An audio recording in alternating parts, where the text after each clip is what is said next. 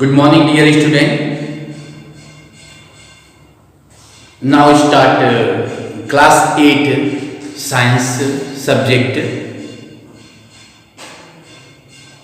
Chapter first, food production. 6 part यानी 6 video.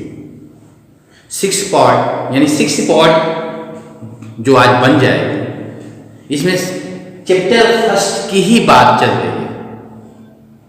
पुनः अगर हम आपको बातों को दोहराते हैं तो हम सीरियल वाइज हम कुछ बात को कहते जा रहे हैं. सबसे बड़ी बात है, कुछ चीज़ें ऐसे हैं जिसको हम एग्रीकल्चर कहते हैं, लाइव स्टॉक कहते हैं, एनिमल हस्बेंड्री कहते हैं, क्रॉप ये फूड क्रॉप बोलते हैं, कैश क्रॉप बोलते हैं, प्लांटेशन क्रॉप बोलते हैं, हॉर्टिकल्चर बोलते हैं. ये चीज़ें यानी कहीं ना कहीं ये प्लांट के प्रोडक्शन की ये छोटी बड़ी विधियाँ हैं जिसके माध्यम से हम प्लांट की चीज़ों को प्राप्त कर रहे हैं. प्लांट की चीज़ों को हम प्राप्त कर रहे हैं. आप समझ रहे होंगे कि सबसे मूल चीज़ें जिसमें आपको सबसे ज़्यादा पढ़नी है तो वो है ग्रोइंग क्रॉप. यानी क्रॉप अर्थात लार्ज स्केल में जो प्राप्त करते हैं अनाज या पल्सेस, उन्हीं को हम क्रॉप्स बोलते हैं. इन क्रॉप्स की तैयारी किया जाता है कि क्रॉप्स को कैसे हम तैयार करें. तो कुछ बेसिक नॉलेज रखनी होगी, कुछ बेसिक कार्य भी करनी होगी जिसके वजह से हम स्टेप बाय स्टेप हम ग्रोइंग क्रॉप को आगे बढ़ाएंगे. यानी सबसे पहले अगर हम आपको उससे बात करते हैं तो सबसे पहले हम आपको बताए थे कि मिट्टी की अभी तैयारी करते हैं, प्रिपरेशन ऑफ सॉइल. मिट्टी की तैयारी करते हैं जिसमें आपकी मिट्टी की प्लॉइंग होती है, लेवलिंग होती है और कुछ मैन्यूरिंग होती है, कुछ सड़े हुए खाद को मिला देते हैं, बाकी उसको अच्छे से जुताई करते हैं, बराबर करते हैं. बराबर करने का मतलब है बड़े बड़े जो सॉइल के पार्टिकल छोटे छोटे सॉइल के में बदल जाएं, क्रिस्टल जो है पुनः जो है उसको बराबर करने से जो पानी अगर हमको देना होगा, इरिगेशन देना होगा, तो समान जगहों पर पानी जो है आसानी से फैल जाएंगे. ऐसा नहीं है कि कहीं ज़्यादा पानी हो जाए, कहीं ज़्यादा कम हो जाए. नो, उसके लिए लेवलिंग कर दिया जाता है. लेवलिंग कई तरीक़ाएँ होती है, मैनुअल भी होता आया है. आज जो है मशीनी युग है, मशीन के माध्यम से लेवलिंग होती जा रही है. इतनी बातें आपको समझ में आ गई होगी. नेक्स्ट जो बातें किया गया था वो है सोइंग सीड. अब बीज को बोने की बात करते हैं. बीज की सही अंदर की दूरी है, बीज स्वस्थ है, सो इसके साथ सीड जो है कोई रोग से ग्रसित तो नहीं है, उसको किसी फंगीसाइड सोल्यूशन में उसको भेज देते हैं और उस फंगीसाइड के प्रभाव से फंगस जो है डाई कर जाते हैं. यानी वो आपका बिल्कुल अच्छा सीड तैयार हो जाता है. सीड यानी हम स्वस्थ लेने का ये अर्थ समझते हैं कि वो स्वस्थ वो जमे तो काफ़ी यानी काफ़ी उसकी जो ग्रोथ हो काफ़ी मजबूती से हो, यानी उसकी जो रूट है, स्टेम है, काफ़ी बड़ा साइज में दिखे. इस तरह जो है सोइंग सीड करते हैं. इसमें जो है आपको बताया गया होगा कि इसमें जो है ब्रॉडकास्टिंग की बात करते हैं, यानी ब्रॉडकास्टिंग इसमें बात आई होगी. ब्रॉडकास्टिंग के माध्यम से हम सीड की हाथों के माध्यम से छींट देते हैं खेतों में, ब्रॉडकास्टिंग हो गया. नहीं तो अब मशीन के माध्यम से सीड ड्रिल आ गई है. सीड ड्रिल के माध्यम से ये बात किया गया है. सीड ड्रिल आप जानते भी होंगे. और इसके साथ साथ कुछ नर्सरी का भी काम करते हैं, कुछ टमाटर की नर्सरी, बैगन की नर्सरी, इसका जो है ट्रांसप्लांटेशन करते हैं. यानी छोटे छोटे बीज जीव तैयार करते हैं, पुनः बड़ा हो जाता है, हम कहीं उसको जाकर लगा देते हैं. जैसे पैडी भी हम कह सकते हैं कि ट्रांसप्लांटेशन करते हैं. इस तरह जो है आपको सोइंग सीड्स की बात आ गई है. और नेक्स्ट स्टेप अगर हम बात करते हैं तो है तीसरा स्टेप जो काफ़ी हद तक इम्पोर्टेंट ही होता है, जिसको हम बोलेंगे इम्प्रूव सॉइल फर्टिलिटी. हम सॉइल की फर्टिलिटी को इंक्रीज करते हैं। और इंक्रीज करने के लिए जनरली हम लोग के एरिया के लोग क्या करते हैं, यानी केमिकल फर्टिलाइजर का यूज करते हैं। रेडीमेड व्यवस्था हो गई है, डायरेक्ट न्यूट्रिएंट जो प्लांट को दिया जा रहा है बाय द फर्टिलाइजर्स के माध्यम से। लेकिन कुछ हमारे इन्वायरमेंटल में भी कुछ ऐसे जीव जंतु हैं जो हमारे सॉइल को फर्टिलिटी में बदलती है। सबसे पहले बात, हम कुछ चीज़ों को करके हम सॉइल के फर्टिलिटी को यूज कर लेते हैं या हम उसको दोबारा उस सॉइल में फर्टिलाइजर ले आए। उसके लिए आपको क्रॉप रोटेशन करते हैं। कुछ ऐसे क्रॉप बोते हैं जो ज़्यादा लेने वाला है न्यूट्रिएंट, कुछ ऐसे क्रॉप बोते हैं जो कम लेने वाला न्यूट्रिएंट है। उसके हिसाब से हम हर साल, हर ईयर टू ईयर हम चेंज करते हैं, क्रॉप रोटेट करते हैं, जिससे चेंज न्यूट्रिएंट यानी चेंज हो जाती है, न्यूट्रिएंट चेंज हो जाती है। इसके बाद सबसे बड़ी बात इसमें है नाइट्रोजन फिक्सेशन, जो आपको नाइट्रोजन साइकिल के माध्यम से बताया गया होगा। बहुत सारे ऐसे जीव हैं, जीव हैं जो एटमॉस्फेरिक नाइट्रोजन को फिक्स करता है। बैक्टीरिया भी है, एल्गी भी है, एल्गीमेना, नास्टाक, राइजोबियम एंड बहुत तरह के भी ऐसे हैं जो एटमॉस्फेयर के नाइट्रोजन को फिक्स करके उसको कंपाउंड में बदल देता है और यूजेबल, प्लांट की यूजेबल के हिसाब से उसको बदल देती है। यानी कुछ सॉइल के अंदर रह जाए या कुछ उस सॉइल के माध्यम से प्लांट को मिल जाए।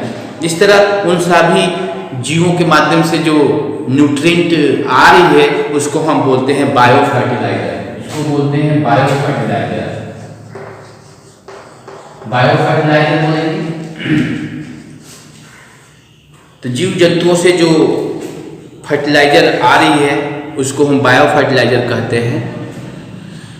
आगे अगर हम बात करते हैं तो फिर मैन्योर की बात करते हैं। कुछ बहुत सारे वेस्ट मटेरियल होते हैं, जानवरों के द्वारा छोड़ा हुआ चीज़ या जानवरों के द्वारा एक्सक्रीटा उत्सर्जन क्रिया द्वारा छोड़ा हुआ मटेरियल को हम कंपोस्ट के रूप में कन्वर्ट करा देते हैं, कंपोस्ट बना देते हैं, सड़ा दिया जाता है उसको। वो कुछ बैक्टीरिया ऐसे हैं जो सड़ाता है, सेप्रोफाइटिक होती है, कुछ फंगस भी सेप्रोफाइटिक होती है, इसको सड़ाकर ऑर्गेनिक मैन्योर में बदल देता है। यानी उसी को हम बोलते हैं मैन्योर बोलेंगे। बात को आप लोग फॉलो कर रहे होंगे, आप लोग समझ पा रहे होंगे कि मैं कहना क्या चाहता हूँ कि मैन्योर जो है कंपोस्ट एंड ग्रीन मैन्योर, दो तरह की बात की गई है इसमें। एक कंपोस्ट जो सड़ा गला कर जो की गई है, या फार्म हाउस में बनाओ या जहाँ भी बनाइए, पिट खन के उसको रखते जाएंगे, पानी की मात्रा बरसात होती रहेगी पानी से और कुछ माइक्रो ऑर्गेनिज्म के उत्पन्न होने से धीरे धीरे वो सड़ जाती है। सड़कर आप एक विशेष ही मैन्योर बनाता है जो मिट्टी के अंदर डाल देने से मिट्टी का उर्वरा शक्ति बढ़ जाती है, क्योंकि मिट्टी का स्ट्रक्चर यानी मिट्टी का संरचना और बुनावट और बनावट दोनों बरकरार हो जाता है, जिससे पोरस मिट्टी हो जाते हैं, माइक्रो ऑर्गेनिज्म को रहने और खाने का चीज़ें बरामद रहती है। इस तरह जो है मिट्टी का वो तैयार कर देता है, ये मिट्टी को तैयार कर देता है। इस तरह ग्रीन मैन्योर की बात करते हैं। कुछ ऐसे ग्रीन मैन्योर है जो उसको बोकर उगाया जाता है, पुनः जो है उसी फील्ड में उसको जुताई करा देते हैं और मिट्टी के अंदर मिल जाता है, तो वो मिट्टी के अंदर पुनः जो है न्यूट्रिएंट खाद अपने आप मिल जाता है ग्रीन के माध्यम से। जैसे हम लोग क्या ढैंचा के नाम से सुना जाता है कि ढैंचा बोया जाता है, कुछ ऐसे कुछ नाम है, जैसे कुछ क्या बोलते हैं पल्सेस होंगे जो इसको बोने से उर्वरा शक्ति बढ़ जाती है। ठीक है, इसके बाद हम बात करते हैं केमिकल फर्टिलाइजर। इसी में फिर बात किया गया है, इसमें मैन्योर यानी मैन्योर की बात की गई है और दूसरा है केमिकल फर्टिलाइजर। केमिकल फर्टिलाइजर जो आपको मालूम है आर्टिफिशियल तरीका से बनाई गई है, जो फैक्ट्रियों के माध्यम से तैयार होता है। बहुत इजी है, बहुत ले जाने में, फेंकने में सब कुछ इजी है और डायरेक्ट इसे न्यूट्रिएंट मिल जाता है। इसका ज़्यादा से ज़्यादा प्रयोग करना भी हमारे लिए, हमारे भूमि के लिए हानिकारक है, क्योंकि आपको मालूम है कि ये केमिकल सब्सटेंस है और ये भूमि को या तो एसिड बना सकता है या बेस बना सकता है। इन दोनों के वजह से प्लांट का ग्रोथ या किसी माइक्रो ऑर्गेनिज्म का ग्रोथ उस सॉइल के अंदर नहीं हो पाएगा जब तक वो मिट्टी न्यूट्रलाइज ना हो, न एसिड हो न बेस हो। तो इस तरह जो है बात किया गया था कि केमिकल फर्टिलाइजर कितना ज़्यादा यूज हो रहा है कि खेतों में अधिक से अधिक एक्सेस मात्रा में अधिक से अधिक खेतों में पड़ा रह रहा है। बरसात के टाइम जो है पानी के माध्यम से वो फर्टिलाइजर पानी में घुलकर धीरे धीरे पानी जिस बहाव से जा रही है वो धीरे धीरे मान लीजिए किसी पॉन्ड या किसी तालाब या किसी मान लीजिए कोई रिवर में गिर रही है, तो जो खाद है फर्टिलाइजर है वो पानी में पहुंच जा रहा है और पानी में जैसे ही पहुंच रहा है वैसे एक्वाटिक लिविंग पर डायरेक्ट प्रभावित कर दे रहा है। यानी कि कहने का मतलब एक्वाटिक एनिमल को किल कर दे रहा है। इसी को आपको हम बताए थे यूट्रोफिकेशन, इसी को हम बताए थे यूट्रोफिकेशन बताए थे, जिसके कारण एक्वाटिक एनिमल्स पर खतरा आ गई है, यानी kills aquatic animals due to heterophication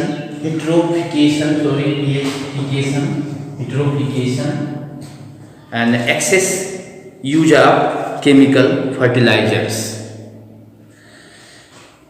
तो कहने का मतलब है कि यहाँ पर केमिकल फर्टिलाइजर और मैन्यूर में अगर अंतर देखा जाए तो अंतर भी आपको बताया गया है। ये जो है फार्मयार्ड बनाया जाता है काफ़ी जगह में, वो जो किसी फैक्ट्री में बनाया जाएगा उसमें फैक्ट्री वाला में ज़्यादा न्यूट्रिएंट पाया जाएगा, इसमें कम न्यूट्रिएंट पाया जाएगा, पर ये मिट्टी को बनाए रखता है। ये मिट्टी से कोई मतलब नहीं, डायरेक्ट न्यूट्रिएंट देता है।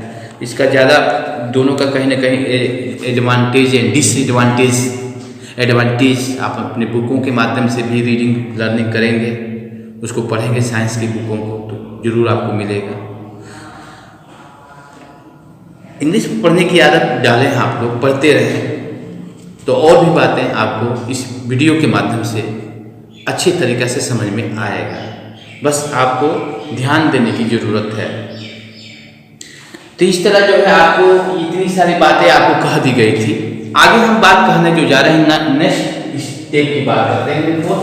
First step and second step and third step में इम्प्रूविंग सॉइल फर्टिलाइजर की बात किया गया है, जो बायोलॉजिकल एंड केमिकल दोनों प्रोसेस को बताया गया है।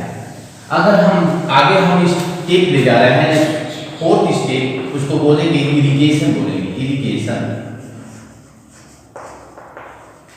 इरिगेशन से संबंधित बातें आप समझ रहे होंगे कि इरिगेशन क्या है। इरिगेशन एक इंटरवल पर हम किसी फील्ड में, क्रॉप फील्ड में हम वाटर का सप्लाई करते हैं, उसी को हम इरिगेशन बोलते हैं। इरिगेशन जो है प्लांट के ऊपर निर्भर करता है। किसी प्लांट को अधिक से अधिक पानी की आवश्यकता होती है, किसी प्लांट को बहुत कम पानी की आवश्यकता होती है। इसके आधार पर उस हिसाब से प्लांट को बोकर इरिगेशन करते हैं। जैसे धान में पानी की आवश्यकता ज़्यादा होती है, गेहूँ में पानी की आवश्यकता कम होती है, मतलब लॉगिंग ना हो यानी पानी बहुत ज़्यादा लग जाना है। यानी इस तरह से वाटर की मात्रा के हिसाब से प्लांट जितना लेना चाहता है वाटर, उसके हिसाब से हमें मालूम कर लेना चाहिए कि किस क्रॉप को पानी की अधिकता है या पानी की कम है। तो इस तरह जो है आपको इरिगेशन की बात किया गया है। इरिगेशन की अगर हम बात करते हैं तो इसमें एक शब्द आया है वाटर लॉगिंग, यानी कुछ है जगहों पर पानी लग जाती है, पानी बाढ़ आ गया या बरसात को हो गई, प्लांट लगा हुआ है तो पानी ज़्यादा दिन हो गया तो उसमें का जो प्लांट है वो मरने लगता है, ख़त्म होने लगता है, जिस क्रिया को हम कहते हैं सैलिनाइजेशन बोलते हैं। याद होगा सैलिनाइजेशन।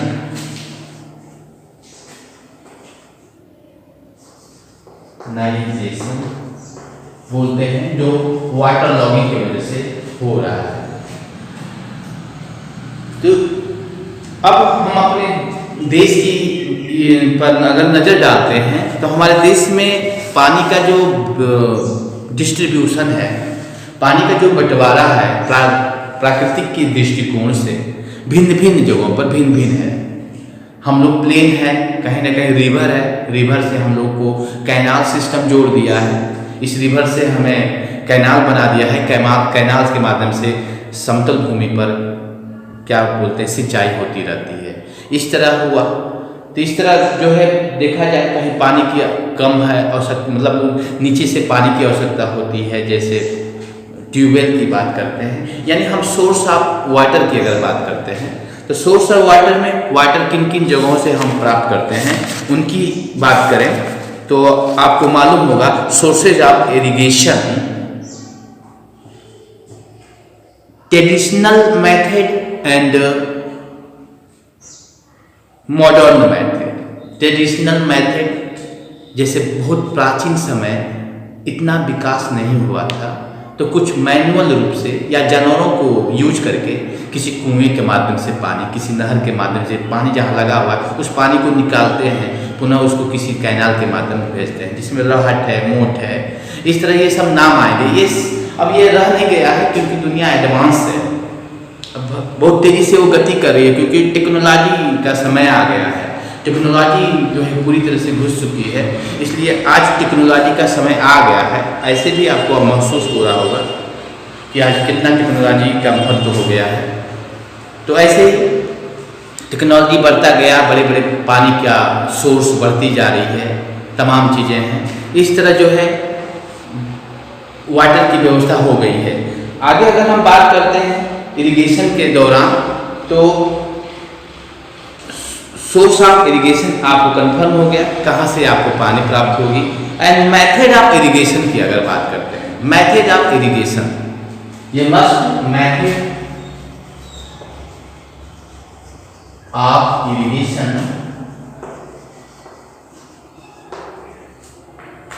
यानी अगर हम जहाँ पानी की अवेलेबिलिटी ज़्यादा बढ़ रही है, पानी ज़्यादा मिल रहा है तो वहाँ पर किसी प्रकार का पाइपलाइन से या किसी छोटे छोटे पतले नाली के माध्यम से हम खेतों में पानी को पहुंचा देते हैं।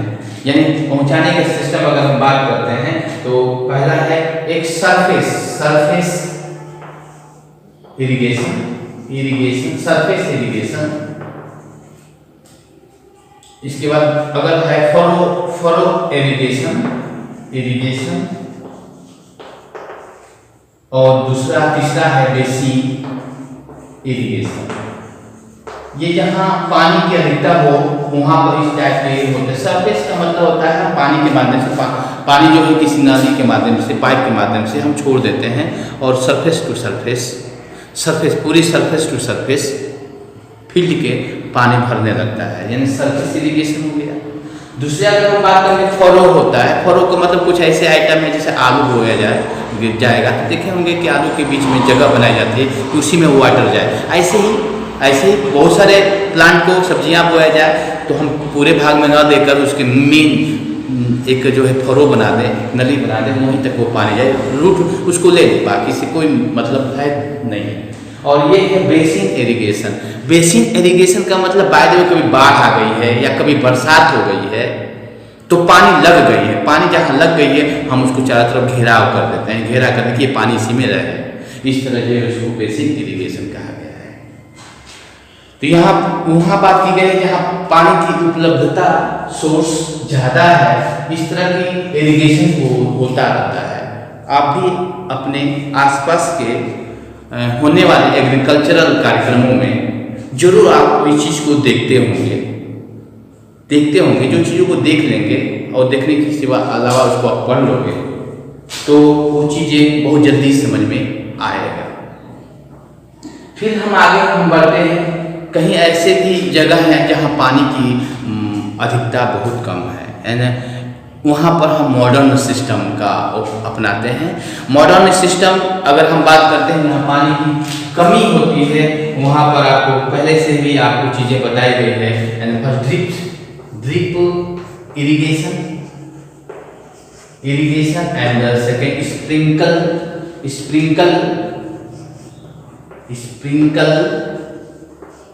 इरिगेशन। ये ऐसे इरिगेशन होता है जहाँ पानी की कमी है। ड्रिप एक बूंद यानी पूरे खेतों में, फील्ड में पाइपलाइन लाइन पतले पतले बिछा दी जाती है, और जहाँ जहाँ प्लांट है वहाँ वहाँ रूट पर, डायरेक्ट रूट पर ड्रिप यानी बूंद बूंद के रूप में उसको व्यवस्था कर देते हैं। या स्प्रिंकलिंग माने होता है फव्वारे की तरह, यानी चारों तरफ थोड़ी सी पानी जो फव्वारे के रूप में बनकर आसपास के एरिया को क्या कर रहा है, सिंचित कर रहा है, यानी इरिगेशन कर रहा है। तो ये था आपका drip irrigation and sprinkling irrigation, जहाँ पर वाटर की मात्रा जो है कम उपलब्धता है, फिर भी वहाँ पर सारी व्यवस्था करके वहाँ पर प्लांट ग्रोथ किया जा सकता है।